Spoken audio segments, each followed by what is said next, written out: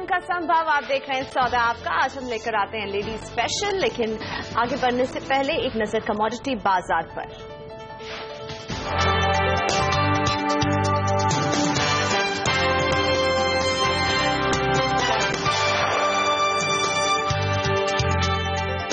Greece संकट के बीच पूरे कमोडिटी बाजार में भारी उठापटक हो रही है। अंतर्राष्ट्रीय बाजार में सोना पिछले 2 हफ्ते के निचले स्तर के आसपास है, वहीं चांदी में दबाव बढ़ गया है। कच्चे तेल में भी कमजोर कारोबार हो रहा है और नाइमेक्स पर क्रूड का दाम अभी $60 के नीचे फिसल चुका है। हालांकि ब्रेंट हल्की बढ़त बनाने में कामयाब साबित हो रहा है, लेकिन पिछले 6 हफ्ते से लगातार गिरावट के बाद बेस मेटल्स में मजबूती है।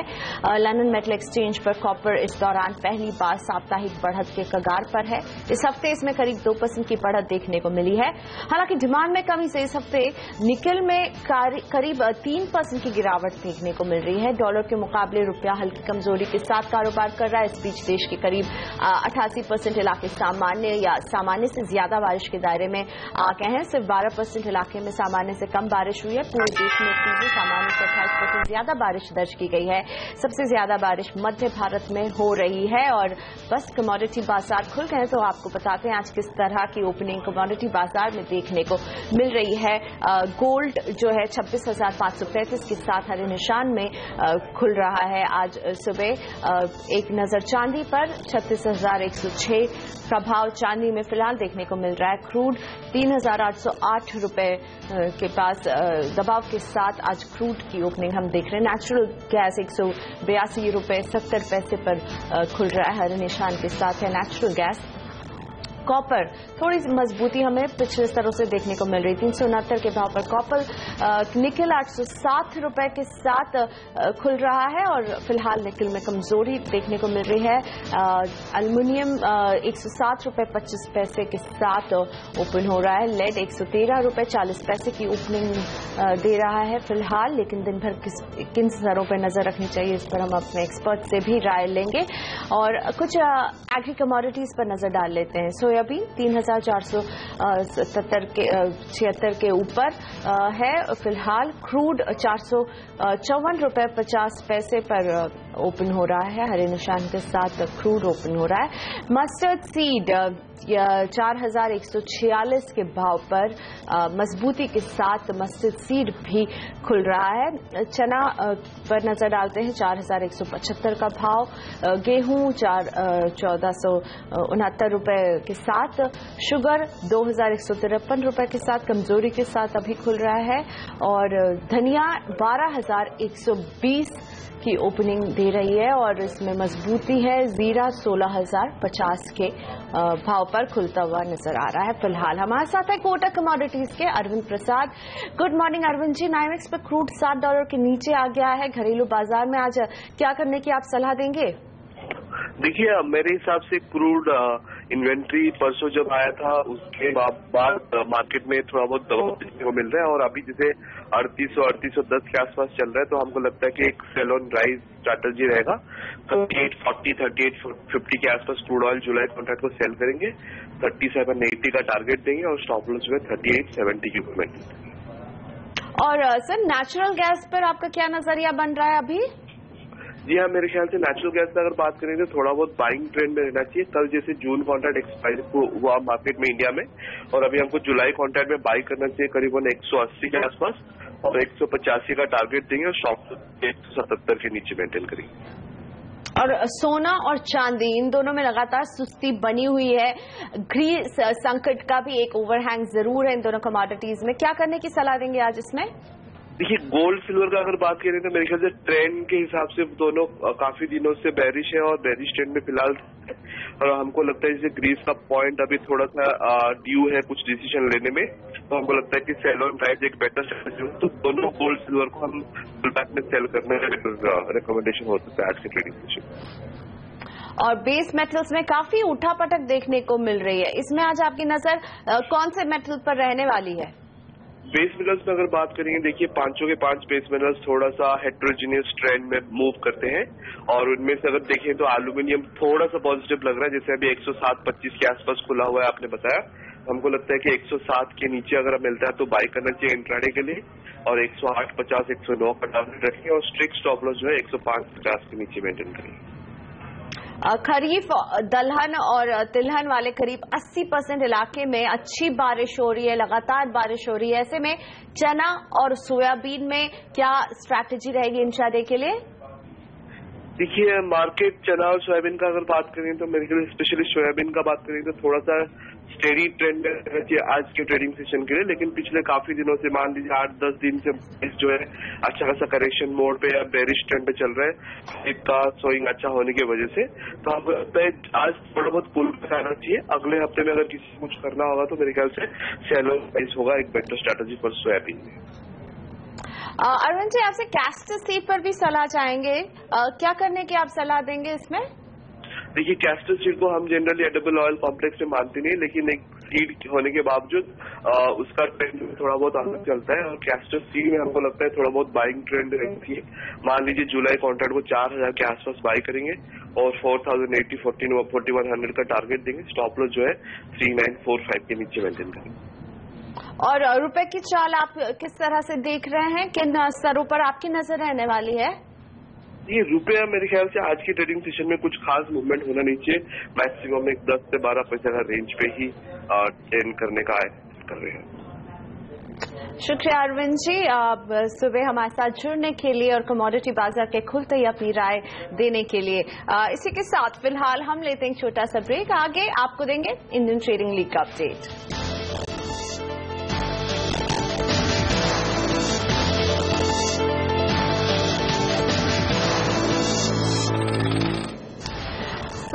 जुलाई सीरीज के पहले ट्रेडिंग सेशन की सुस्त शुरुआत हमें देखने को मिल रही है। सेंसेक्स कमजोरी के साथ आज खुले हैं।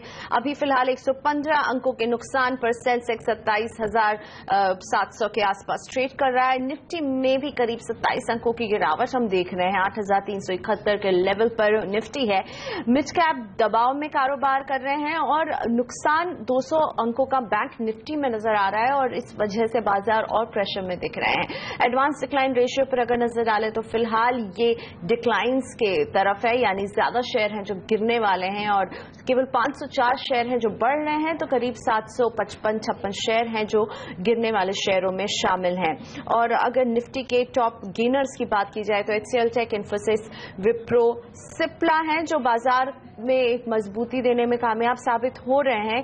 लेकिन गिरने वाले शेयरों में गेल, कोटक महिंद्रा, वेदांता, केन इंडिया शामिल है। CNBC आवाज हमेशा आपको निवेश करने के लिए उत्साहित करता है, क्योंकि हमारा ये मानना है कि पैसा हाथ का मैल नहीं, आपके चेहरे की रौनक है। फाइनेंशियल लिटरेसी की हमारी मुहिम में हम लोगों को फाइनेंशियल सिस्टम से जोड़ने की कोशिश कर रहे हैं। इसी मुहिम को आगे बढ़ा रहा है इंडियन ट्रेडिंग लीग। अपडेट के लिए सीधे चलते हैं हमारे सहयोगी आशीष वर्मा के पास।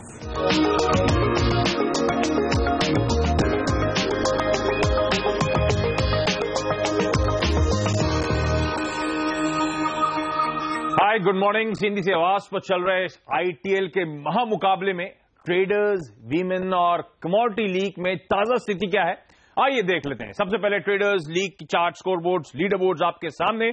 दिनेश कुमार बीते एक हफ्ते में 185% के रिटर्न्स के साथ पहले पायदान पे पहुंचते हुए। इनफैक्ट जयेश कुमार, सौरभ, राजेश इन सब ने 55 से 70% तक के रिटर्न्स बीते एक हफ्ते में कमाए। तो गजब का मोमेंटम इन सबके पोर्टफोलियोज में देखने को मिल रहा है।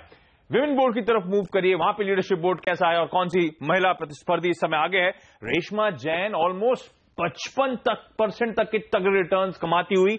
इनफैक्ट मधु, निर्मला, श्रेया बहन इन सब के 20 से लेकर 50% तक के रिटर्न्स। और इनफैक्ट मधु तो बहुत तगड़ी फाइट इस समय रेशमा को देती हुई, लेकिन इस रेशमा पैक को लीड कर रही है। कमोडिटी लीग में भी देख लीजिए किस तरह की पोजीशंस बन रही है और कौन लीड कर रहा है। 53% तक के रिटर्न्स कमाकर कन्नू स्वामी, श्री सदूर सबसे आगे समय चलते हुए। इनफैक्ट 10 से लेकर 30-40% तक के रिटर्न्स अमेया, नरेंद्र और प्रणय इस समय कमाते हुए। तो कमोडिटी मार्केट्स में भी गजब का पैसा कमाते हुए हमारे तमाम पार्टिसिपेंट्स इस समय। एक काम करते हैं, रैंक मूवर्स नजर डालते हैं, किसकी रैंक्स में किस तरह का चेंज देखने को मिल रहा है। सबसे पहले ट्रेडर्स लीग में आप देखिए, रमेश कुमार पटेल पिछले हफ्ते 116% के आसपास पोर्टफोलियो कमजोर हुआ था, तगड़ी तरह से रैंक स्लिप हुई। पहले पायदान पे थे, 1680 के आसपास अब रैंक शिफ्ट होती हुई। इसी तरह आपकी स्क्रीन पर नीरज कुमार भट्ट 119-120% तक के नेगेटिव रिटर्न्स कमाए, जहां तीसरे पायदान पे थे बीते हफ्ते 1680 के लेवल्स पर इस समय पहुंचते हुए, तो काफी तगड़ा रैंक्स में स्लिप्स होता हुआ। लेकिन वहीं 57% रिटर्न्स के साथ सौरभ श्रीवास्तव 1600 की रैंकिंग थी और पायदान में तीसरे नंबर पे मूव करते हुए, तो काफी हद तक पोर्टफोलियो में रीजेक और पोजीशनिंग में चर्निंग हम देख रहे हैं। वुमेन्स लीग में भी देख लीजिए किस तरह की पोजीशंस बदलाव हो रहा है। छठी रैंक पे 27% के नेगेटिव रिटर्न्स बीते हफ्ते कमाने के बाद अब 560वीं रैंक पे पहुंचती हुई राधा कुमारी जी। लेकिन स्वाति और देवयानी, ये दो पोर्टफोलियो 450-460 की रैंकिंग थी इन लोगों की बीते हफ्ते पॉजिटिव रिटर्न्स पोर्टफोलियोज ने कमाए और 10वें पायदान और 57 पायदान पे ये दोनों पहुंचते हुए। इनफैक्ट कमोडिटीज में भी देख लेते हैं किस तरह की लीडरशिप बोर्ड में बदलाव देखने को मिल रहा है, पोजिशनिंग कैसे बदली है। 13% के नेगेटिव रिटर्न्स राजीव अरोड़ा के बीते हफ्ते टॉप 10 में थे, 7वीं रैंकिंग थी, 24वीं रैंकिंग पे स्लिप होते हुए। लेकिन पॉजिटिव साइड में नजर डालिए, 17वीं रैंकिंग पे थे, 4% के पॉजिटिव रिटर्न्स बीते हफ्ते कमाए, 17 से 7वीं रैंक पे आते हुए किरण जी। इसके साथ साथ आपकी स्क्रीन पर कुमार सिंह जी, इनकी भी चौथी, मेरे ख्याल से 4% के आसपास के नेगेटिव रिटर्न्स थे, लेकिन बाकी पार्टिसिपेंट से पोर्टफोलियो का परफॉर्मेंस शायद बेहतर था, इसलिए 24वीं पायदान से 18वें पायदान पे मूव करते हुए, तो अच्छा खासी चर्निंग लीडरशिप बोर्ड्स में और साथ साथ रिटर्न्स में हम देख रहे हैं। लेकिन आईटीएल के जरिए ध्यान रखें, आप भी 1 करोड़ रुपए जीत सकते हैं। हिस्सा लेने के लिए आपको क्या करना है, www.indiantradingleague.com पर अपने आप को रजिस्टर करें। इसमें ट्रेडिंग के लिए आपको कम से कम 25,000 रुपए की पूंजी रखनी होगी। इसके ऊपर आप जितनी चाहें उतनी बड़ी रकम लगा सकते हैं। आपको बता दें कि ये पूंजी सिर्फ कैश ही नहीं, शेयर के जरिए भी आप रख सकते हैं। आईटीएल में बड़े से बड़े ट्रेड पर भी आपको सिर्फ 20 रुपए का ब्रोकरेज लगेगा।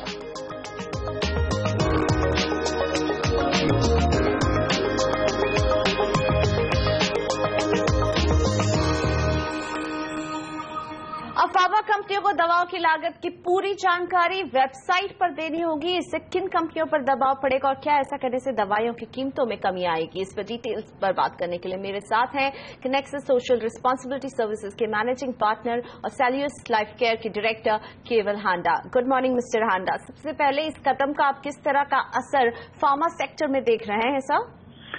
देखिए कि जो दवाइयां पहले तो 340 मेडिसिन उनको लाया था प्राइस कंट्रोल में, उसके बाद और मेडिसिन ऐड की गए हैं और अब जो नवा इन्होंने कहा है कि हम सब प्राइसेस को डिक्लेयर करेंगे, तो इसमें कोई नई बात नहीं है। प्राइसेस वैसे भी एनपीपी के साइट्स में डिक्लेयर होती हैं। अब देखना ये है कि ये सब प्राइसेस को फर्दर डाउन करेंगे ऑन एन एवरेज बेसिस कि नहीं। अगर सबको डाउन करेंगे, फार्मा इंडस्ट्री 2 साल से वैसे ही बहुत खराब चल रही है, तो मेरे ख्याल से 2-3 साल और बहुत खराब जाएगी। जी, लेकिन ऐसे करने के पीछे आपको क्या मकसद दिख रहा है? मुझे ये समझाइए कि क्या कंपनियों के लिए एक तरह से पब्लिक डोमेन में प्राइसेस को इस तरह से देना मुश्किल कदम साबित होगा? इसमें क्या होगा कि जैसे कि जो प्राइस कंट्रोल के बाहर है, अगर एक मॉलिक्यूल है, जैसे कि लीजिएगा एमॉक्सिसिलिन, वो मॉलिक्यूल में 4 ब्रांड्स हैं, तो डिक्लेयर करने के बाद 4 ब्रांड्स की अलग अलग प्राइसेस दिखाई देंगे। तो एक तो ये ऑप्शन होगा पेशेंट को कि जाए वापस डॉक्टर को बोले कि मुझे ये नहीं, ये ब्रांड दे दो जिसमें प्राइस कम है। तो शायद ये बोलते हैं कि जो लोवेस्ट मेडिसिन है उसमें प्राइस जाएगा कि नहीं, पर ये एक ऑप्शन पेशेंट के पास होगा, ये डॉक्टर के पास भी ऑप्शन होगा। वो देख सकता है कि कौन से ब्रांड के कौन से प्राइसेस चल रहे हैं। जी, तो आप इसका असर किन कंपनियों पर आते हुए देखेंगे सर? क्या आप कुछ हमें बता सकते हैं पूरे फार्मा सेक्टर में कौन सी कंपनियों पर ज्यादा असर इसका नजर आएगा? देखिए, प्राइसेस अगर वैसे भी बोर्ड पे कम है, पर ज्यादा तो ये होता है कि डॉक्टर्स को कॉन्फिडेंस होना चाहिए कि वो मेडिसिन सही है कि नहीं, वो ठीक चलती है कि नहीं, और उसका प्रोडक्शन, क्वालिटी का प्रोडक्शन है कि नहीं, और जो सो इन्फॉर्मेशन उसके बारे में डॉक्टर को है कि नहीं। तो ये तो फिर डॉक्टर के ऊपर भी होता है कि वो क्या प्रिस्क्राइब करे और क्या नहीं प्रिस्क्राइब करे। अगर वो डॉक्टर्स को कहा गया कि आप सिर्फ जेनेरिक ही प्रिस्क्राइब करो, वो तो पूरी इंडस्ट्री खत्म हो जाएगी। सर, क्या हम जब कोई फार्मा कंपनी अपने ड्रग की कीमत बढ़ाना चाहेगी तो क्या उसके पहले कोई प्रोसीजर से अब फॉलो करना होगा? यानी अगर वो बदलाव करती है, उसने पहले बता दिया कि इस प्राइस पर ये दवाई मिलेगी, लेकिन अगर उसमें कुछ बदलाव करती है तो इसके लिए क्या प्रोसीजर अब उसे फॉलो करना पड़ेगा? अगर तो कोई बदलाव नहीं है तो हर साल एनपीपीए इंडेक्स डिक्लेयर करती है। उस इंडेक्स के मैक्सिमम आप प्राइस बढ़ा सकते हैं, उसमें आप 0 से 6% तक जो भी इंडेक्स डिक्लेयर किए कर सकते हो। अगर आपने कोई दवाओं में चेंजेस किए है, वो कोई ऐड किया है और इम्प्रूवमेंट किया है डिलीवरी सिस्टम में, तो आपको एनपीपीए के पास जाना होगा और अपनी प्राइस फिक्स करनी होगी। तो अपने आप से अगर कोई मेडिसिन, कोई कंपनी प्राइस चेंज करती है जो एमआरपी फिक्स है, तो वो उसको जस्टिफिकेशन करना पड़ेगा। बियॉन्ड द डब्ल्यूपीआई जो होता है उतने तक तो कर सकते हैं, उसके बियॉन्ड अगर जाना है, जबकि डब्ल्यूपीआई 6% है, उसके ऊपर जाना है तो गवर्नमेंट के पास, एनपीपी के पास जाना पड़ेगा और स्पेसिफिक प्राइस लेनी पड़ेगी उनको। शुक्रिया मिस्टर हांडा हमारे साथ जुड़ने के लिए। और आपको बताते हैं हमारे साथ हमारे दोनों मार्केट एक्सपर्ट भी अब शामिल हो चुके हैं। सिमी भौमिक.com की सिमी भौमिक हैं और शर्मिलाजोशी.com की Sharmila Joshi. Sharmila, good morning.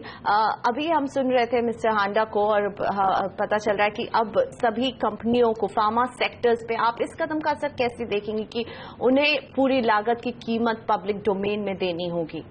So it's a positive step जहां तक ट्रांसपेरेंसी और इन सब चीजों का सवाल है, क्योंकि जैसे आपकी बात चल रही थी, it will become apparent to any consumer की और कौन सी कंपनीज है जो वो drug really who manufacture it और उनके क्या प्राइसिंग है। So I think it will lead to a better pricing from a consumer point of view. लेकिन हाँ, जरूर ये बात है कि how it will actually play out और इसका क्या इम्पैक्ट रहेगा, ओनली टाइम विल टेल। क्योंकि अगर आपको सिर्फ जेनेरिक ही रेकमेंड करना पड़ा तो it could effect profitability. But I think for now what I would really look at is positively, क्योंकि मेरे हिसाब से it will be really up to the consumer और प्राइसिंग एक फेयर होगी आगे चलकर। लेते हैं एक छोटा सा ब्रेक, लें सौदा आपका में आगे हम शामिल करेंगे अपने महिला दर्शकों के सवालों को जवाब देने के लिए मेरे साथ सिमी भौमिक और शर्मिला जोशी दोनों शामिल हो चुकी हैं।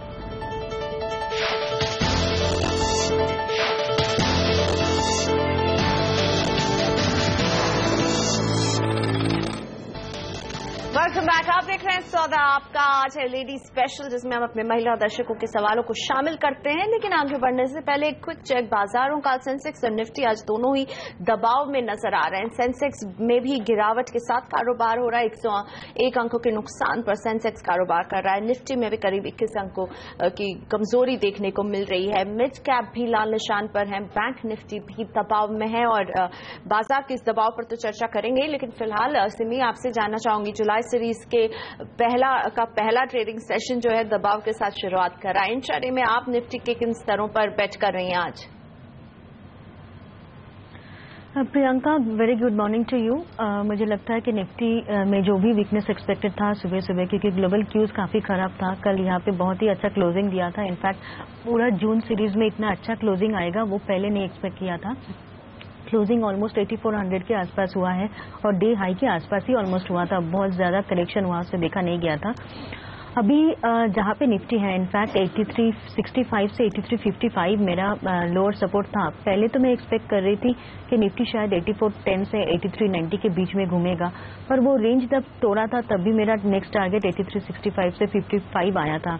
तो निफ्टी स्पॉट के बारे में मैं, स्पॉट नहीं फ्यूचर्स के बारे में मैं बता रही हूँ, जुलाई फ्यूचर्स ऑलमोस्ट सेम लेवल पर ही है, तो उतना डिफरेंस भी नहीं होगा। उस रेंज को सपोर्ट लिया है निफ्टी, ऐसा लगता है। एटलीस्ट शुरू से अभी 1 घंटा का ट्रेडिंग हो गया, ऑलमोस्ट उससे भी ज्यादा हो गया और लग रहा है निफ्टी एक बार 83, 55, 54 के आसपास एक बार के लिए बॉटम बना चुका है। तो मैंने मेरे क्लाइंटों को इंट्राडे के लिए लॉन्ग पोजीशन एंट्री लेने के लिए कहा है और मेरा स्टॉप लॉस थोड़ा सा डे लो से नीचे है, 8340 के नीचे है।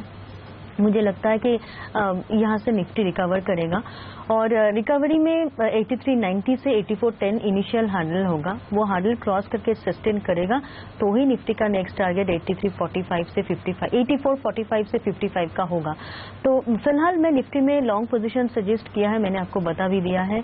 स्टॉप लॉस 8340 के नीचे फॉलो करना पड़ेगा निफ्टी स्पॉट फ्यूचर्स दोनों की, क्योंकि दोनों में बहुत ज्यादा डिफरेंस नहीं है। जी जी, चलिए अब रुक करते हैं अपने दर्शकों के सवालों का। लेडीज स्पेशल है और अपने लेडीज दर्शकों के सवाल ही आज हम लेने वाले हैं। पूनम जी जुड़ रही हैं हमारे साथ बैंगलोर से। Poonam, good morning. बताइए किस शेयर के बारे में आप सवाल पूछना चाहते हैं? Good morning. मैं, मेरे पास एमटेक ऑटो के 80 शेयर हैं 177 के, तो अभी मुझे उसमें क्या करना होगा मैडम? वो पहले एफएनओ में नहीं था, कल इक्विटी स्टॉक था, बट वो एफएनओ में चला गया है। तो एमटेक ऑटो में क्या करें, पूनम को चाहिए सलाह। सिमी, सुना आपने इनका सवाल, क्या कहना चाहेंगे, पूनम को क्या करना चाहिए? 177 इनकी खरीद का भाव रहा है। देखिए प्रियंका, पूनम जी को मैं ये कहूंगी कि पहले तो फिलहाल स्टॉक को होल्ड कीजिए, क्योंकि इसमें थोड़ा बहुत रिकवरी आ रहा है, पर इस रिकवरी में 160 से 165 का रेंज क्रूशियल रेजिस्टेंस हो सकता है। एक तो ये स्टॉक अभी 160 के आसपास मेंटेन कर रहा है, इसका 165 के आसपास 200 डेमा है। आज का क्लोजिंग, क्योंकि आज मोमेंटम है, कल भी मोमेंटम था, आज वो मोमेंटम को बरकरार किया है, बरकरार रखा है ये स्टॉक। 165 का क्लोजिंग बहुत ही क्रूशियल होगा। उससे ऊपर जाके अगर 2 ट्रेडिंग सेशन क्लोज करे तो आपके लिए खुशखबरी, आपको ये वापस पैसा देने वाला है।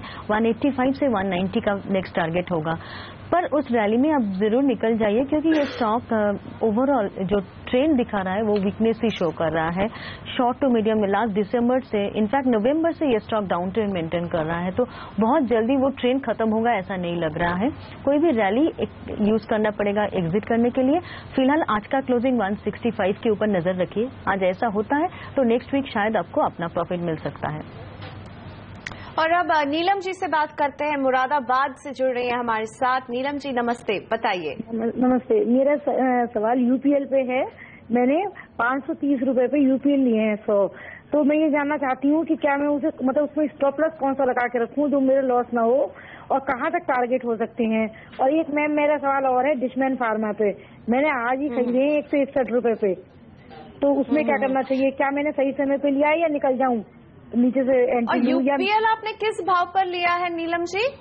मैंने 530 रुपए पे।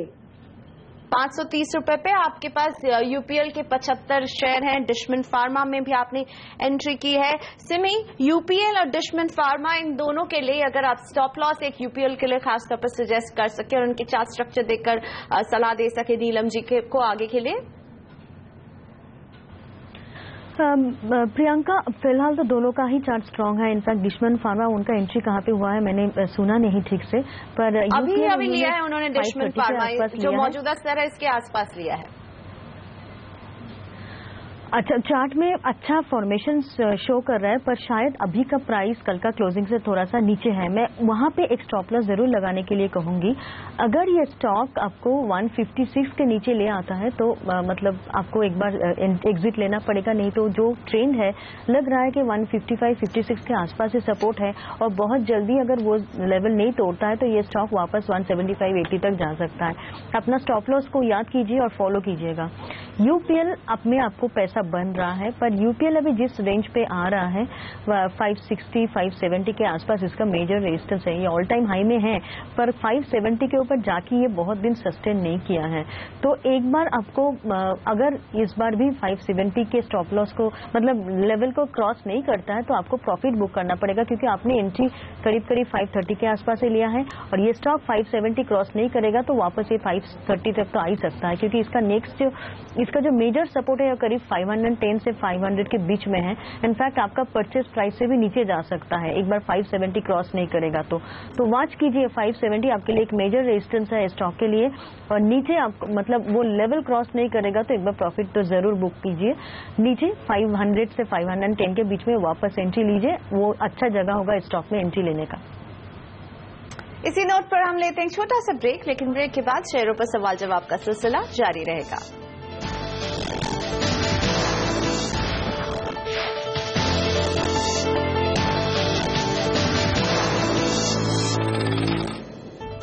Welcome back. सौदा आउटकम में इस वक्त नजर डालते हैं अब की हेडलाइंस पर। कमजोर ग्लोबल संकेतों के बाद जुलाई सीरीज की शुरुआत दबाव में। सेंसेक्स 100 अंक लुढ़का, निफ्टी 8400 के नीचे, बैंक निफ्टी में 1% की गिरावट।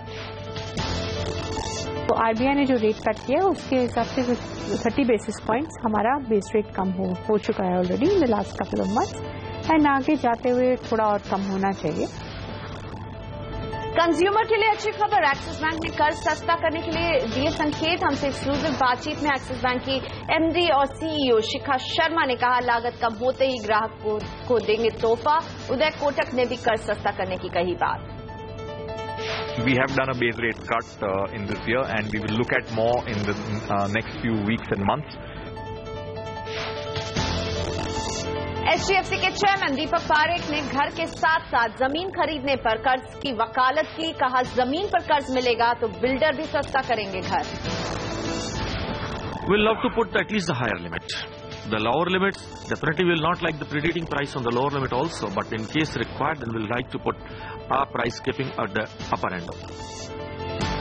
सरकार के हवाई किराए पर लगाम लगाने की तैयारी। एयरलाइंस खुद नहीं मानी तो DGCA के जरिए कसी जाएगी नकेल।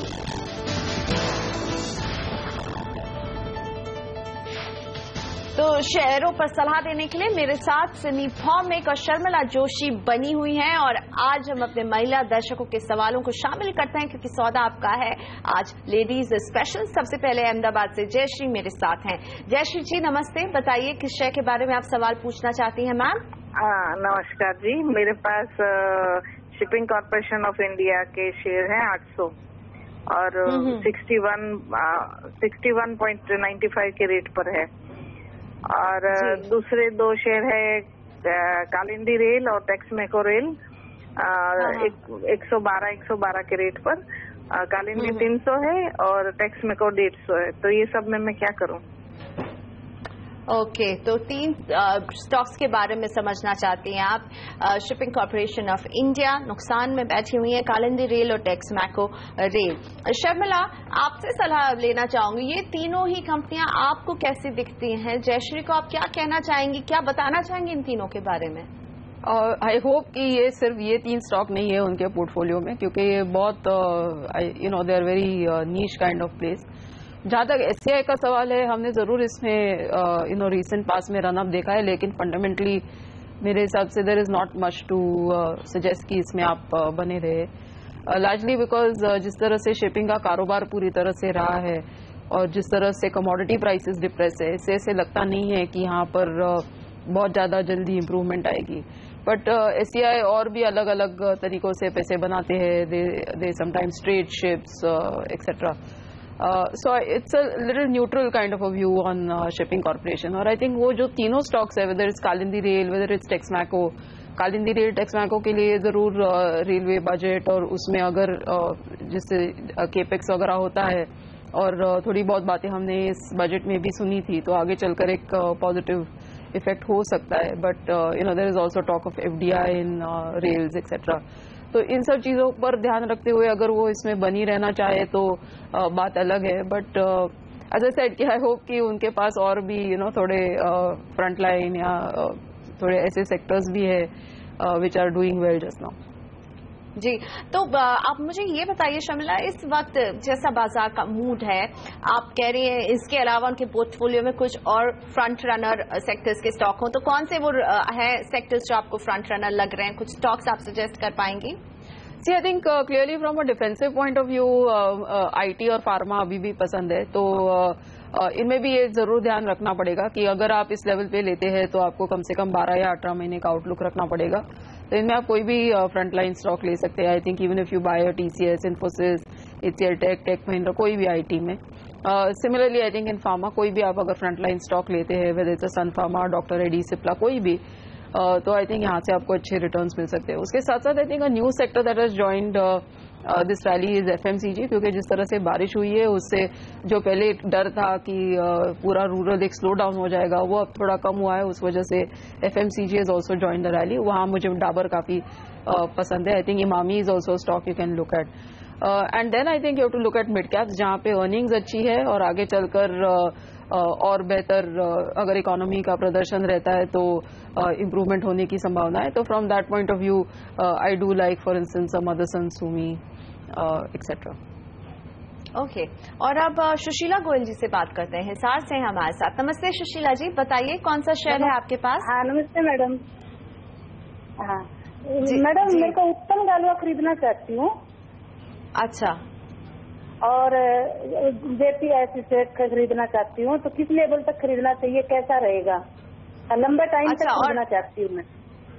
उत्तम गालवा और JP एसोसिएट, चलिए शर्मिला जी से पूछते हैं, उत्तम गालवा और JP एसोसिएट क्या लंबे समय के लिए निवेश कोई करना चाहता है तो कैसी चॉइस आपको दिखती है ये दोनों कंपनियां? आई वुड रियली अवॉइड क्योंकि मेरे हिसाब से ये बात जरूर है कि दोनों आगे चलकर अगर इकोनॉमी इंप्रूव होती है तो शायद आपको इनमें इम्प्रूवमेंट देखे, बट लेकिन आप ऐसे समय पे it's really also an opportunity cost to consider.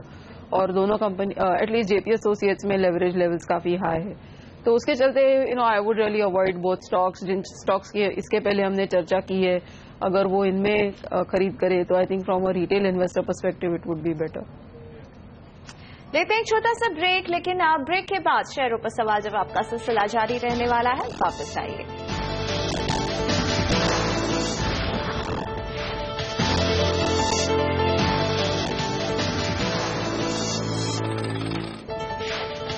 Welcome back. आप देख रहे हैं सौदा आपका लेडी स्पेशल। मेरे साथ मुंबई से नेहा जुड़ रही हैं अपने सवाल के साथ। गुड मॉर्निंग नेहा, बताइए किस शेयर के बारे में आप सवाल पूछना चाहती हैं? जी, मेरा सवाल आईसीआईसीआई बैंक के बारे में है। मैंने शॉर्ट टर्म सोच के आईसीआईसीआई बैंक। जी, मैंने सुन लिया। कितने शेयर्स हैं? पहले मैंने 334 में 100 शेयर्स लिए थे शॉर्ट टर्म सोच के। उसके बाद फिर जैसे वो कम होते गए प्राइस, मैंने फिर 297 में और 50 शेयर्स ऐड किए उसमें एवरेज करने के लिए। लेकिन I just want to know कि विद इन अ मंथ क्या वो रेट ये होगा, अचीव होगा टारगेट 350 के आसपास। जी, और आपकी जो सेकंड बाइंग रही है वो 297 रुपए पर 50 शेयर आपने जो और ऐड किए। सिमी, आईसीआईसीआई बैंक के चार्ट स्ट्रक्चर आपको कैसे दिखते हैं, और क्या नेहा एक 350 रुपए के टारगेट को आई कर रही हैं? कब तक आ सकता है ये स्तर मैम? देखिए प्रियंका, ये स्टॉक अभी रिकवरी मोड में है और जब तक ये स्टॉक 310 के ऊपर मेंटेन करता है तब तक इसका सेंटीमेंट अच्छा ही रहेगा। इनफैक्ट अभी 311 है और 308 के स्टॉक नीचे मतलब लो बना के ये स्टॉक रिकवर किया है। ओवरऑल शॉर्ट टर्म के लिए मेरा 300 का स्टॉप लॉस होगा। अगर उनको होल्ड करना है तो 300 के नीचे स्टॉप लगा के उनको होल्ड करना पड़ेगा। और ये स्टॉक वापस 320 के आसपास का जो हाई बनाया था कल परसों, ये स्टॉक 320 के आसपास गया था परसों शायद, तो 320 का लेवल क्रॉस करने के बाद इसमें 330 का भी टारगेट मिल सकता है।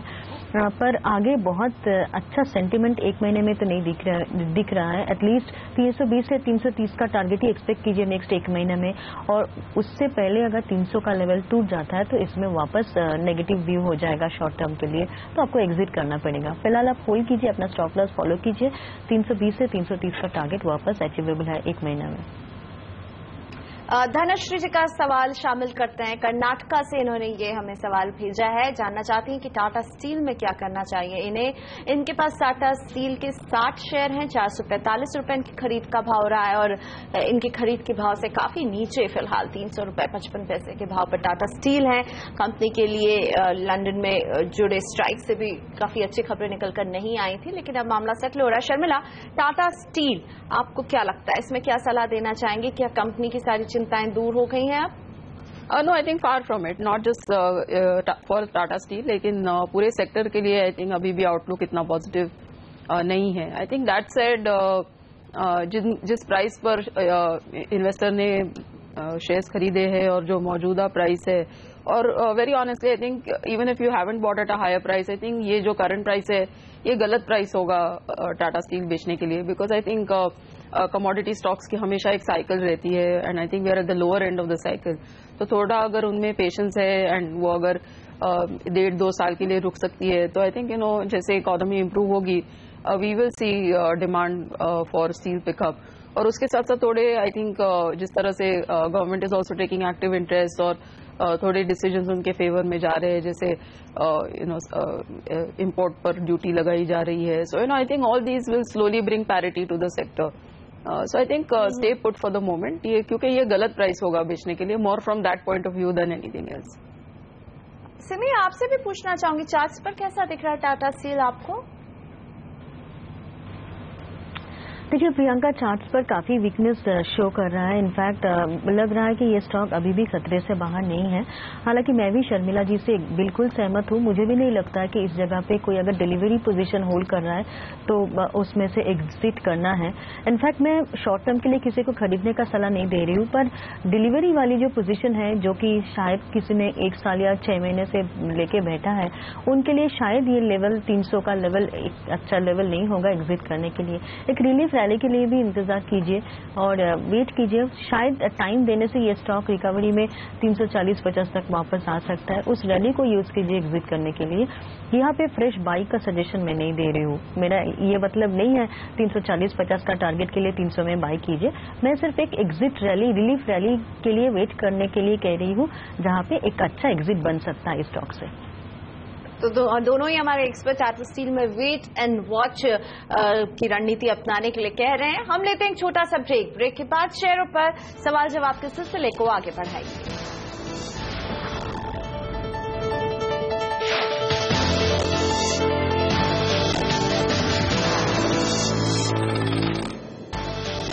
आपका केडीडी स्पेशल में मेरे साथ जुड़ रही हैं शिवांगी शाहजहांपुर से अपने सवाल के साथ। शिवांगी जी नमस्ते, बताइए किस शेयर के बारे में आप जानना चाहती हैं?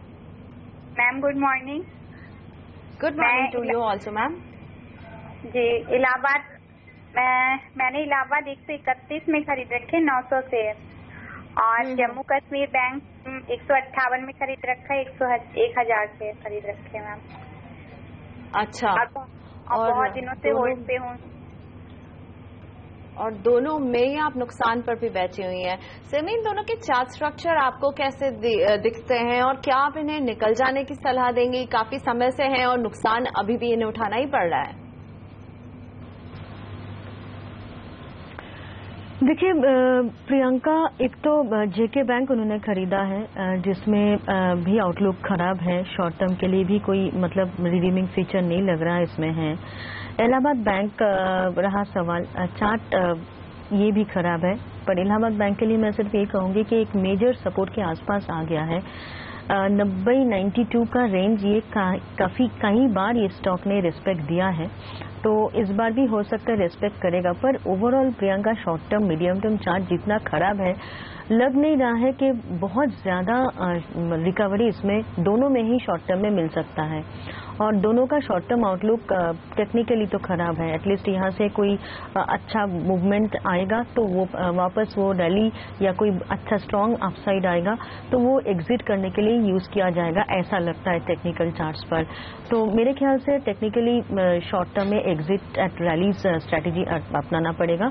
आप लोगों को आपको लॉस ही बुक करना पड़ेगा दोनों बैंक में अगर करंट लेवल से कोई रैली निकालता है तो सिमी, अगर एग्जिट करती हैं तो आपकी पसंदीदा स्टॉक सभी इस बाजार में कौन से होंगे? देखिए बैंक्स मैंने छोड़ने के लिए कहा, पर बहुत खराब लगेगा अगर बैंक्स में कोई रैली आ गया और उनको पैसा नहीं बना। तो मैं सिर्फ बैंक जो दोनों बैंक अपने चूज किया है वो दोनों छोड़ के मैं दूसरा एक बैंक का ही सलाह दे रही हूँ जिसमें मोमेंटम काफी है, हाई बीटा स्टॉक भी है। पर फिर भी मुझे लगता है कि जो रिजल्ट्स आया था और उसके बाद जो मोमेंटम है इसमें एक मेरा पसंदीदा शेयर एक्सिस बैंक है। मुझे लगता है कि प्राइवेट सेक्टर में इस बैंक के ऊपर आप बेस बना सकते हैं, मतलब कोई भी डीप में खरीदारी करने का अपॉर्चुनिटी ढूंढ सकते हैं। इनफैक्ट एक्सिस बैंक के साथ साथ मेरा पसंद का शेयर येस बैंक भी है। डिप्स यूज कीजिए खरीदारी करने के लिए। In fact Kotak Mahindra bank private में ये 3 बैंक मेरा फेवरेट है, तो कोई भी डीप यूज कीजिए खरीदारी करने के लिए। और पीएसयू बैंक में अगर आपको जाना ही है तो मुझे लगता है कि स्टेट बैंक में आपको वॉच करना पड़ेगा। कोई डीप यूज कीजिए लेने के लिए, क्योंकि स्टेट बैंक 265 के नीचे खतरे से बाहर नहीं है। नीचे 255 से 250 का सपोर्ट है, वो सपोर्ट अगर ब्रेक किया तो शॉर्ट टू मीडियम टर्म में स्टेट बैंक 235 का लेवल भी देख सकता है। तो buy on dip strategy adopt करने के लिए कहूंगी और लॉन्ग टर्म के लिए व्यू रख के ही खरीदारी करने के लिए कहूंगी। चलिए आगे बढ़ते हैं। प्रतिभा जी मेरे साथ जुड़ गई हैं जयपुर से। प्रतिभा जी गुड मॉर्निंग मैम, बताइए किस शेयर के बारे में आप सवाल पूछना चाहती हैं? मैम मेरा क्वेश्चन पीएनबी के ऊपर है। मेरे पास 3000 पीएनबी है जो कि मैंने 210 की रेट पे लिए हुए हैं, तो मैं आपसे जानना चाह रही थी कि अभी मैं होल्ड करूं या फिर निकल जाऊं इससे।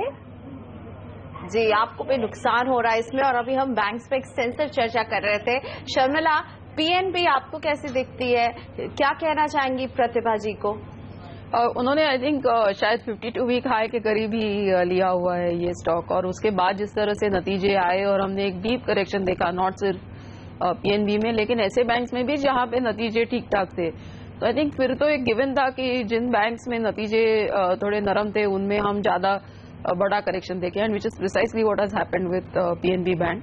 So I don't see really any short-term relief in these banks, क्योंकि जब तक आपको जो NPA वाले पैरामीटर्स हैं उन पर एक इम्प्रूवमेंट नहीं दिखता है और एक ओवरऑल थोड़ी रैली नहीं दिखती है PSU बैंक्स में, तब तक I don't really see the stock going anywhere close to 210. तो आपके चॉइसेस दो है, एक तो आप बने रहिए क्योंकि जिस तरह से उम्मीद है कि एक इकोनॉमिक रिकवरी होगी और उसके साथ साथ बैंकिंग सेक्टर के लिए एक पॉजिटिव फॉल आउट होगा, specially now that the interest rate cycle has turn. तो उस उम्मीद में आप इसमें बने रहिए and then wait for a PSU bank rally to exit PNB and maybe get into a better banking stock. So I think that's really the best advice I can give you at this point in time. लेते हैं एक छोटा सा break, लेकिन break के बाद दिग्गज निवेशक RK दमानी के पोर्टफोलियो पर करेंगे चर्चा.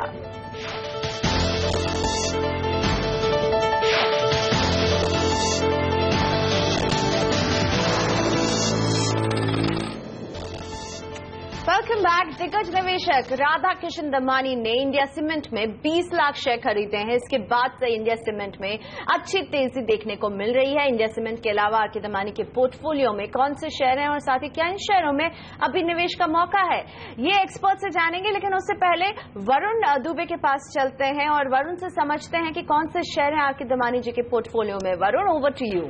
डेफिनेटली प्रियंका, काफी सारे स्टॉक्स ऐसे हैं जिसमें राधा किशन दमानी इंडिविजुअल लेवल पे कहीं ना कहीं होल्डिंग रखते हैं और काफी सारे स्टॉक्स ऐसे हैं जिनमें वो अपने इन्वेस्टमेंट आर्म के थ्रू यहाँ होल्डिंग रखते हैं. जो इन्वेस्टमेंट आर्म उनका है उसमें है bright star investment private limited और डिराइव इन्वेस्टमेंट प्राइवेट लिमिटेड. ये दो इन्वेस्टमेंट आर्म है जिसके थ्रू वो काफी सारी कंपनीज में होल्डिंग रखते हैं. और इसमें सबसे आगे है VST इंडस्ट्रीज, जो इनका सबसे पसंदीदा स्टॉक लगता है क्योंकि इसमें इनका करीब 26% के आसपास का हिस्सा है.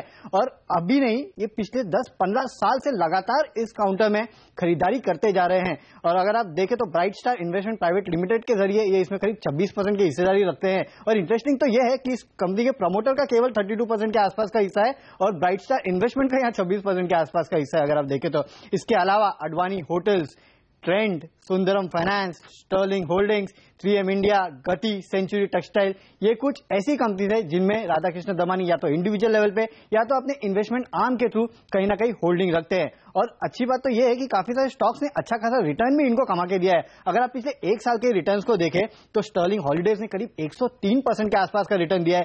3M इंडिया ने करीब 85%, सुंदरम फाइनेंस ने करीब 80% के आसपास का रिटर्न दिया है. लेकिन कुछ कंपनीज ऐसी भी है जिन्होंने मायूस किया. अगर आप देखें तो ट्रेंड को देखें तो ऑलमोस्ट 3% का नेगेटिव रिटर्न इसने दिया है. VST इंडस्ट्रीज, सिगरेट के कारोबार को लेकर काफी चिंता है तो 10% का नेगेटिव रिटर्न इस कंपनी ने पिछले एक साल में कमा के दिया है. लेकिन जैसे कि मैंने शुरुआत में कहा कि काफी सारी कंपनीज ऐसी है जिनमें इनकी काफी लॉन्ग टर्म होल्डिंग है. 5 साल के ऊपर से ये इन स्टॉक्स को होल्ड कर रहे हैं. और उसमें सबसे आगे जैसे मैंने कहा VST इंडस्ट्रीज है. इसने पिछले अगर 5 साल का आप रिटर्न निकाल के देखें तो करीब 390% के आसपास का रिटर्न दिया है. लेकिन सुंदरम फाइनेंस ये एक ऐसा काउंटर है जो एक मल्टी बैगर साबित हुआ है क्योंकि पिछले 5 सालों में अगर आप देखें तो 2000% के रिटर्न इस काउंटर ने कमा के दिए. 3M इंडिया को अगर आप देखें तो 1150% के आसपास के रिटर्न कमा के दिए. वहीं ट्रेंड के काउंटर को देखें तो पिछले एक साल में भले नेगेटिव रिटर्न है लेकिन अगर पिछले 5 साल का अगर आप होराइजन लेके देखें तो करीब 80% के आसपास के रिटर्न इस स्टॉक ने भी कमा के दिए. तो काफी सारे स्टॉक्स ऐसे हैं जो मल्टी बैगर साबित हुए पिछले 5 साल में. कुछ स्टॉक्स ने पिछले एक साल में मायूस किया है लेकिन काफी सारे स्टॉक्स है जो इनके पोर्टफोलियो में है. शुक्रिया वरुण इस पूरे डिटेल के लिए. तो VST इंडस्ट्रीज डेफिनेटली इनके पसंदीदा स्टॉक में शामिल है. एक साल में हमने देखा इसने कोई खास रिटर्न इनके पोर्टफोलियो में नहीं दिया है लेकिन हाँ 5 साल में 390% का रिटर्न दिया है इसने. शर्मिला, आपको जोड़ना चाहूंगी और इनके पोर्टफोलियो पर आप अगर नजर डालें तो आपका क्या व्यू बनता है. हम देख रहे हैं कुछ स्टॉक्स ये 5 साल से ज्यादा समय से ये होल्ड कर रहे हैं. आप क्या कहेंगे इनके पोर्टफोलियो को देखकर, कोई पसंदीदा स्टॉक आपका है इसमें? I think more than stock, अगर आप it's what is interesting is कि जिस तरह के sectors इन्होंने choose किए हैं और I think it would do all of us a lot of good to actually examine that. और I think the other part is the strategy क्योंकि वो काफी लंबे समय से बने हुए हैं ये stocks में. And I think even the stocks जो recently खरीदे हैं I'm sure they're with a longer term perspective. मुझे नहीं लगता कि इनमें से भी कोई stock वो 5 या 6 साल के पहले बेचने का सोचेंगे. And I think perhaps if you are asking me for favorite stocks within this, then I would say 3M India without doubt क्योंकि it's a really an iconic kind of a play. So from this list I think I like 3M India the most. और हम आपको बता दें कि आके दमानी के portfolio में 3M इंडिया ने एक साल में 85% का रिटर्न इन्हें कमा करके दिया है और ये इनके ही टॉप लिस्ट में है और 5 साल में 1,157% का रिटर्न दिया है 3M इंडिया ने। सिमी, आपके पास आना चाहूंगी और इनका पोर्टफोलियो अगर आपने भी सुना होगा किस तरह के स्टॉक्स हैं, इनमें आपको किसका चार्ट बहुत अच्छा लग रहा है? देखिए 3M इंडिया मुझे भी अच्छा लग रहा है। VST में उतना इंटरेस्ट नहीं है। ट्रेंड एक ऐसा स्टॉक है जिसमें मोमेंटम काफी अच्छा होता है, पर फिलहाल जो चार्ट में दिख रहा है उसमें लग रहा है कि ये स्टॉक छोटा मोटा करेक्शन दिखा सकता है। शायद उनके पास सुंदरम फसनार भी है, सुंदरम फसनार भी वीकनेस में है, मुझे उतना अच्छा नहीं लग रहा है। और रहा सवाल उनके पास शायद सेंचुरी टेक्सटाइल्स है। प्रियंका, सेंचुरी टेक्सटाइल्स मुझे लग रहा है कि इसमें बहुत ही अच्छा मोमेंटम आ गया है। इनफैक्ट अगर पूरा पोर्टफोलियो में मुझे अगर एक ही स्टॉक चूज करना है तो शायद मैं सेंचुरी टेक्सटाइल चूज करूंगी एक लॉन्ग टर्म का पोर्टफोलियो बनाने के लिए, मतलब होल्ड करने के लिए। और 3M इंडिया हो सकता है लॉन्ग टर्म के लिए ठीक है, बाकी सारे फ्लैटिश है, उतना दम नहीं लग रहा है। जी, लेकिन आज हम राधाकिशन दमानी के पोर्टफोलियो को इसलिए डिस्कस कर रहे हैं क्योंकि उन्होंने इंडिया सीमेंट में 20 लाख शेयर खरीदे हैं और इंडिया सीमेंट इसके बाद से तेजी दिखा रहा है। शर्मिला, इंडिया सीमेंट आपको कैसा दिखता है? I think okay kind of a stock within the cement space. ऐसा ये नहीं कोई बात है इसमें कि वो ओवर एंड अबव बाकी सीमेंट स्टॉक्स में प्रिफर करूं। Perhaps I think at this point in time India cement से ज्यादा मुझे अल्ट्राटेक सीमेंट पसंद है। But I think overall cement sector थोड़ा म्यूटेड ही है क्योंकि given there the kind of capacity utilisation levels that they are witnessing, it's not my favourite sector. लेकिन ये बात जरूर है क्योंकि ये आपका जीडीपी को पूरी तरह से इट इज डायरेक्टली रिलेटेड। तो अगर आप उम्मीद करते हैं कि आपकी जीडीपी इंप्रूव होगी और जिस तरह से कल भी हमने प्लान सुने to do with smart city etcetera, cement becomes an interesting play going ahead. और खास करके ऐसे लॉन्ग टर्म इन्वेस्टर्स के लिए जो who are not looking to exit in a hurry, तो उनके लिए ये काफी एक अच्छा सेक्टर बन सकता है आगे चलकर। शर्मिला जी, अगर राधाकिशन दमानी के पोर्टफोलियो पर नजर डालें तो पिछले एक साल में स्टर्लिंग हॉलिडे ने इन्हें 103% का रिटर्न दिया है। आपको ये कंपनी कैसी दिखती है? क्या कोई लंबे समय के निवेश के लिए बाजार में नजर डाल रहा है तो ये एक अच्छी पसंद साबित होगी? I think a problem with some of these stocks is कि इनमें ट्रेडेड वॉल्यूम बहुत कम है। तो I think बाकी रिटेल इन्वेस्टर्स के लिए ये थोड़ा प्रॉब्लमेटिक बन सकता है क्योंकि you would always want to be in a stock जहाँ पे थोड़े वॉल्यूम्स अच्छे रहे।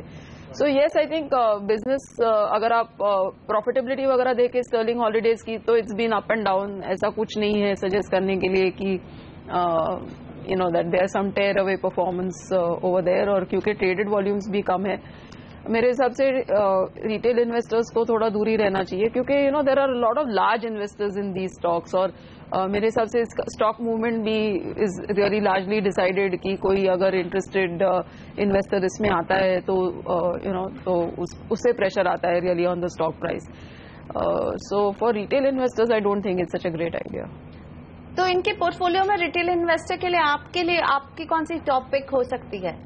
As I said, even if I was retail, I would still like a 3M India क्योंकि मेरे हिसाब से जिस तरह के प्रोडक्ट्स 3M India के हैं those are iconic। लेकिन अगर आप otherwise अगर आप देखें from a volume perspective तो I think Gatti looks interesting, I think India Cements looks interesting। Trend में मेरे हिसाब से भी काफी ठीक ठाक वॉल्यूम्स है और उस बिजनेस में भी पॉसिबिलिटीज है। So perhaps I would look more at such stocks than the others. आपके लिए इनके पोर्टफोलियो में कौन सी वो बात है जो स्टैंड आउट कर रही है शर्मिला, जो लोग लंबे समय के लिए निवेश करना चाहते हैं उन्हें कहेंगे कि आप ये देखिए इस तरह की स्ट्रैटेजी, कौन सी बात है जो एकदम स्टैंड आउट करती है? As I said, I think it's the choice of stocks क्योंकि उनका किस तरह से अगर आप ये देखें कि like we were discussing earlier कि क्योंकि उनका इस तरह का नजरिया है कि वो 1-1.5-2 साल के लिए ही स्टॉक्स रखते हैं और and at this point in time he has chosen to get into cement.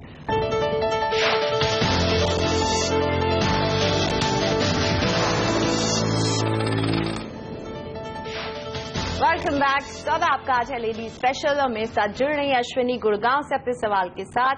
Good morning Ashwini, बताइए किस शेयर के बारे में आप जानना चाहती हैं? मैं कैडिला के बारे में जानना चाहती हूँ। मैंने 100 शेयर्स लिए थे एट अराउंड 140 के रेट पे। कैडिला अराउंड 10 साल पहले लिए थे और बाटा के लिए थे 200 शेयर। बाटा और पहला शेयर आपने कैडिला बताया। कैडिला के आपने 10 साल पहले आपने ये निवेश किया था, राइट? जी। किस भाव पर? 100 शेयर 140 के भाव पे। ओके। और दूसरा बाटा लिया था, वो 200 शेयर लिए थे 200 के भाव पे और वो अराउंड 4 साल पहले खरीदा था। तो ओके, वाव।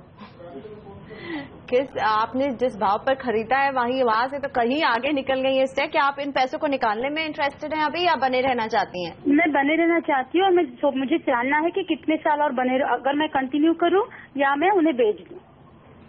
ओके। शर्मिला, आपने सुना कैडिला इन्होंने खरीदा है 140 के भाव पर और अब देखिए रेट कहां पर है। बाटा भी जो है इनका 4 साल पुराना निवेश है। क्या कहेंगे इन दोनों के लिए, क्या करना चाहिए और बने रहें इसमें?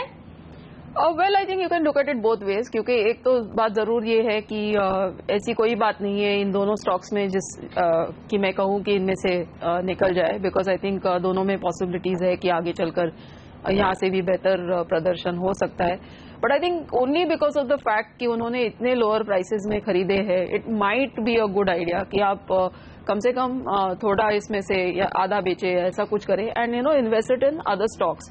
क्योंकि अब यहाँ से उम्मीद करना कि Cadila from 1700 can go to 17,000 rupees, जो which is what has happened, 140 से 1700 हो गई है इसकी प्राइस। सो टू थिंक कि यहाँ से 10 टाइम्स होगा, ये सोचना थोड़ा मुश्किल है। So that's a little stretch of imagination. तो ये हो सकता है कि आप ये यहाँ पे थोड़ा बेचे and you look to invest it in other stocks, जहां आपको थोड़े इससे थोड़े अग्रेसिव यहाँ से रिटर्न्स मिल सकते हैं। So that is only as a strategy thing, लेकिन बिल्कुल कोई ऐसी बात नहीं है इन दोनों स्टॉक्स में कि आप इसमें से निकल जाए। ऑलराइट, लेकिन क्योंकि बहुत लंबे समय से इन्होंने निवेश कर रखा है, इसलिए आप कह रहे हैं कि कुछ और भी आप ट्राई करके जरूर देखें इस बाजार में। और अब काजल जी से बात करते हैं, नागपुर से जुड़ रही है मेरे साथ। काजल, गुड मॉर्निंग। बताइए किस शेयर में आपका निवेश है, क्या जानना चाहती हैं आप हमारे एक्सपर्ट से? जी, IDFC है मेरे पास 140 के प्राइस से और मेरा 1 साल का व्यू है और ये जानना है कि मैं फिर से ऐड कर सकती हूँ क्या, क्योंकि वो IDFC बैंक होने वाली है, तो अभी ऐड करती हूँ तो एलिजिबल रहूंगी क्या बोनस शेयर के लिए? जी जी जी जी। शर्मिला, IDFC पर क्या जवाब आप देना चाहेंगे काजल को, और ये जो सोच रही है क्या सही डायरेक्शन में है? Yes, I think it's the right way to think. I am not sure कि मेरे हिसाब से अभी तक वो स्प्लिट जो वो बात कर रहे थे कि बैंकिंग, और वो मेरे हिसाब से I am not sure of the date. लेकिन just to keep in perspective की जो पहले हमारे जो स्टॉक हुआ था उसकी जिस तरह से चर्चा हो रही थी, this could be an ideal candidate for that investor, क्योंकि अभी तक IDFC का बैंकिंग प्ले रोल आउट नहीं हुआ है और बैंकिंग से जो अपसाइड आ सकता है वो पूरी तरह से अभी तक प्राइस में है नहीं। तो 3-4 साल अगर वो ये स्टॉक ले तो there is a good possibility कि आपको पूरा फायदा मिलेगा of that banking roll out. But I am not very clear कि क्या डेट है उसकी, तो वो उस पर जरूर एक बार ध्यान दें। I am not very clear on that, लेकिन yes, I think from a banking story perspective this would be the perfect price to really enter the stock. Sharmila, इसी के साथ आपका धन्यवाद कि आपने हमारे लिए वक्त निकाला। मैम, आज के लिए कोई डिस्क्लोजर देना चाहेंगी? काफी स्टॉक्स की चर्चा हुई है। I do have holdings in some of the stocks discussed. Thank you so much हमारे साथ जुड़ने के लिए। शर्मिला से हम इजाजत ले रहे हैं, लेकिन हमारी मार्केट एक्सपर्ट सिमी भौमिक हमारे साथ बैठी हुई हैं, बनी हुई हैं, क्योंकि ब्रेक के बाद वो आपको शेयरों पर देने वाली हैं फटाफट सलाह। स्टॉक्स फटाफट लें, वापस आइए।